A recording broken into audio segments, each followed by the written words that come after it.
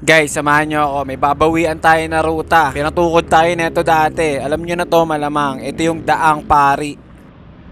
Pero bago yun, ipakita ko muna sa inyo tong bagong cargo shorts ko from Courier. Mahilig talaga ako sa cargo shorts. Alam nyo kung bakit? Explain ko mamaya. Umahon muna tayo ng Daang Pari. So, aahunin muna natin tong Tikling Antipolo. Chill climb lang muna tayo dito. Dahil doon tayo sasagad sa main event na climb. Isa to sa mga nahihirapan ako ahunin, itong Tikling. Mas pinipili ko pa yung Teresa tsaka Cabrera. Di ko alam para mas maaliwalas umahon doon sa Cabrera tsaka sa Teresa. After ng Tikling climb, rekta na tayo sa lusong ng Teresa. Diyan tayo daan papunta ng Daang Pari.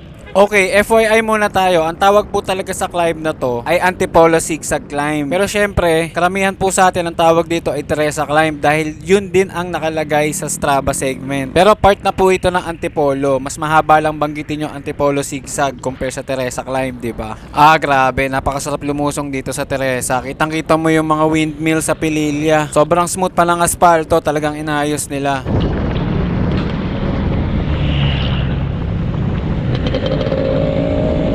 So dito tayo papasok sa solid cement. Dire-diretso lang po yan papunta ng Daang Pari, wala ka nang lilikuan. Sundan mo lang yung kalsada. Kapag napansin mo na tong hardware na to na may pulang malaking gate, yung susunod na kaliwa na yung akyat papuntang Daang Pari. Yan, may mga nagbababa ang sasakyan, yan na yun. So pagkaliko mo pa lang, tanaw mo na agad yung matarik na ahon. Ang ginawa ko dito, nag-shift na agad ako sa 40 teeth na kaset para hindi na ako mag-shift sa kalagitnaan ng ahon. Dito pa lang sa umpisa, ramdam ko na yung bigat. Hindi muna ako nag-shift sa 42 na kagko dahil parang kaya naman nung 40. Nakakapag one hand pa tayo dito dahil manageable pa yung climb. Hirap pag one hand.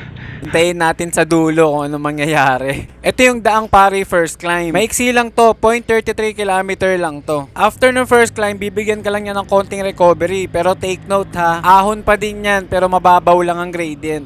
Free wheel lang konti. Hindi ko na matandaan yung tarik.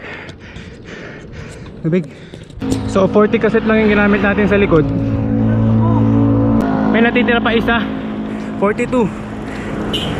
Feeling ko gagamitin na natin dito yun. So after ng first climb, nag-shift na tayo sa 42. Akala ko ito na yung dulo. Ay, hindi pa pala ito yun. Okay, baba pa sa isa.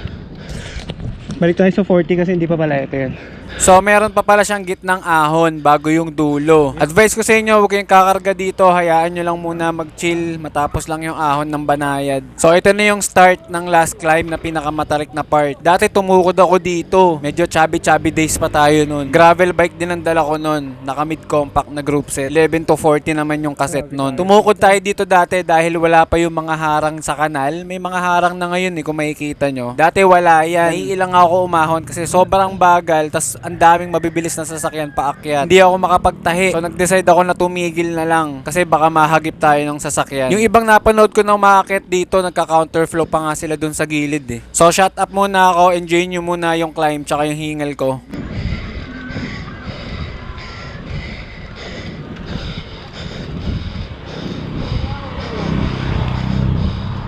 Oh, langin na. Umaangat na yung ano ko. Yung harapan ko.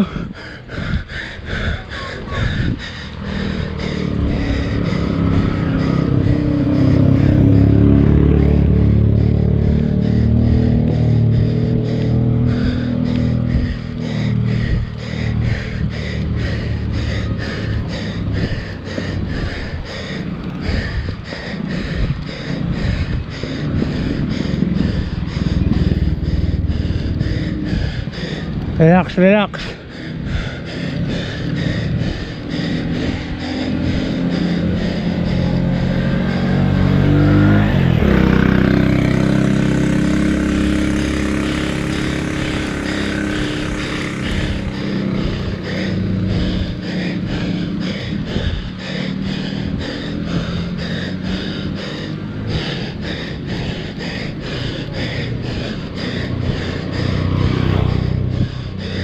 Konti na lang.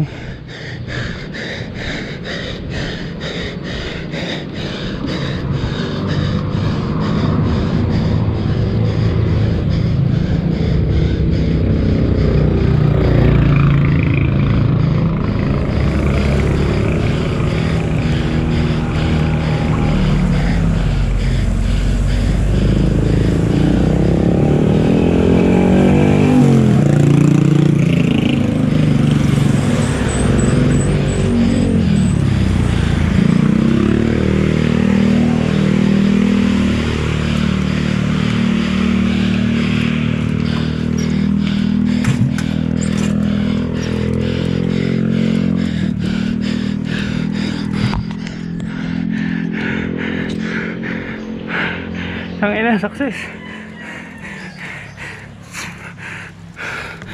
So advice ko lang sa mga susubok ng climb, matarik po talaga siya guys. So bago kayo umakyat, maganda may ensayo po kayo sa climb talaga. Huwag po kayong basta babanat dahil mahirap po. Delikado din po siya, promise. Kahit ako kinakabahan ako bago magdulo. So rumekta tayo sa taktak, pupunta tayo ng Yon Coffee. Nirefer sa atin to ni Madam Kiars, ride leader ng Rafa.